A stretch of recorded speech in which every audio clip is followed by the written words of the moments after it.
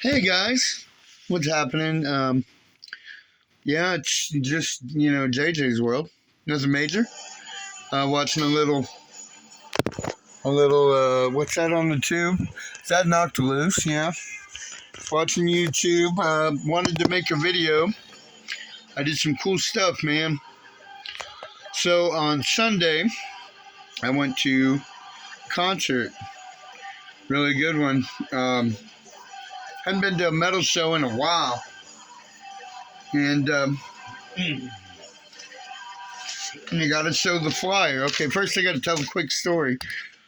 So, I discovered, well, I didn't, discover, I'm sure they been around for a minute, but I just kind of figured out, a little metal community, and I've been watching Nick Nocturnal and Orion and Finn and all kinds of Twitch people, Youngblood, just getting back into the metal community. I didn't realize, on the internet, bro, it's alive like it is. And, I heard about this band called Alluvial from another guitar player on Nick Nocturnal, a guy from a band called Intervals, which was really good. And the guy dropped a little promo for guys on his tour, a band called Alluvial, right? So I went and found this tour. It was Tesseract, which I don't really know. And then there was Intervals, which I've listened to some of their stuff. Very proggy, very instrumental. Good stuff. If you're a guitar nerd, which I guess, I am. Anyway, but I was really into this band called Alluvial, man. They're just like a dark, gloomy, old school, in the vibe and the spirit of, death metal, man. Just horror movie death metal. And then the sound, this guy was getting out of the guitars. And then the guy started talking, and he was like, yeah, this dude's really inspired by Dimebag Darrell from Pantera, which I was such a huge Pantera fan for a couple of albums. And what he did on the guitar, Dimebag, rest in peace, was amazing to me. I love this part. I wrote a song. Okay, that's a different video. So anyways, Alluvial, and then, I started really getting into them, and I'm like, well, it looks like they're going to be in St. Louis. I live in the Kansas City area. JJ's World is Kansas City. But I live in a little small town on the suburbs, and I was trying to get somebody to go with me because the fundage wasn't working out, because St. Louis is about 4 hours away. I couldn't make it to the show, and it was really sad, and so I was down in Kansas City, and they got a magazine called The Pitch. And I'm like, what else is happening that day? Maybe I could do something in town, go to a haunted house, do something local, right? Stay local. And I found a show, Alluvial, my band that I really wanted to see because of Wes Hatch. Then we got Summoning the Lich, I believe, and Redeemer, which I saw, RDMR, very good. And I didn't get to see these guys, WitherMoth, with their Kansas City guys, and I'll make a video about them because they got some cheap $5 shows coming up. Stay local, man. Support your scene. But anyway, so on to Alluvial. So I got there, and I was, I ain't gonna lie, been a long week. I have a friend, really good friend, just passed away recently, and it was hard, So there was a low because I found out on Thursday, and the concert was on Sunday of last week, right? So when I got there, I needed something, and I felt good because when I got to this club, the Rino in Kansas City, which is an amazing place to see a show, it's so personal, it's so laid back. But anyways, I'm driving. I know Armour Road pretty good. That's where this place is located, North Kansas City. You go right by the city hall. It's just right there, man. And you pull up into this little bar district, and you get into the Kansas City vibe, whatever. They were doing some Halloween things near there. There's a cool place. Had a virtual haunted house, which sounds crazy, but VR haunted house, $15, man, go do it. You only got a few days left. I can't remember the name of the place, but it was awesome. I made Instagrams. Go check it out. And so then, I get to the club. Feelings of excitement are just expanding as I walk in because, bro, like it was so small. And the band, I believe that when I got there, because I got lost, and the band that was playing, I didn't know, but they were playing, and there was like 10 people there. There was like 8 people outside smoking, drinking. Talked to those people, really cool people, man. Local scene of just hanging out and being hardcore. They said they have a lot of emo bands, but man, there's like a metalcore I could see from their flyers. You got a good vibe. And I walk in, and I'm just like, wow, this is so cool. And I stayed and caught the last 2 songs of Redeemer. And they were, I mean, the energy was good. The music was good. They were throwing down. I mean, like hardcore stomp, like, And then I, kind of start wandering around and found out that there's a bar. Well, I go into the bar, and there's a merch area, there's a restaurant, and a coffee shop that they run during the day. So it's like I hadn't been to a coffee shop show since I was like 20, bro.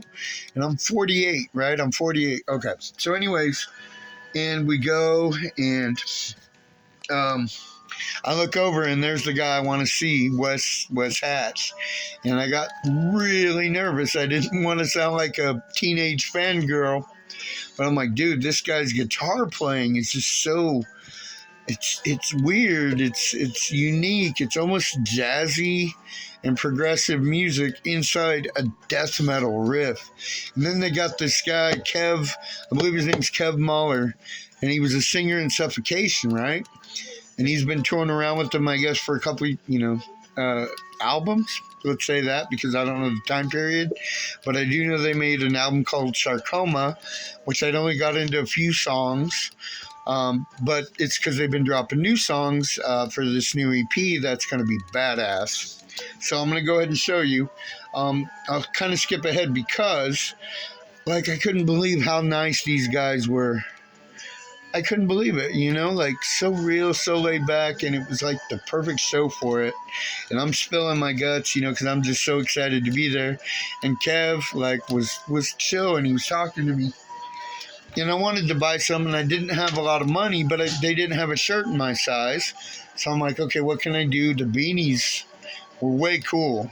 I'll get one of those eventually, but it's not cold weather yet. So I'm like, what can I do? And they do this like horror movie thing. I think it's going to be the cover of their EP. And they got this, check out this poster, man. I mean, this is next level. Can't see how to get the whole thing on, but it says Alluvial at the top.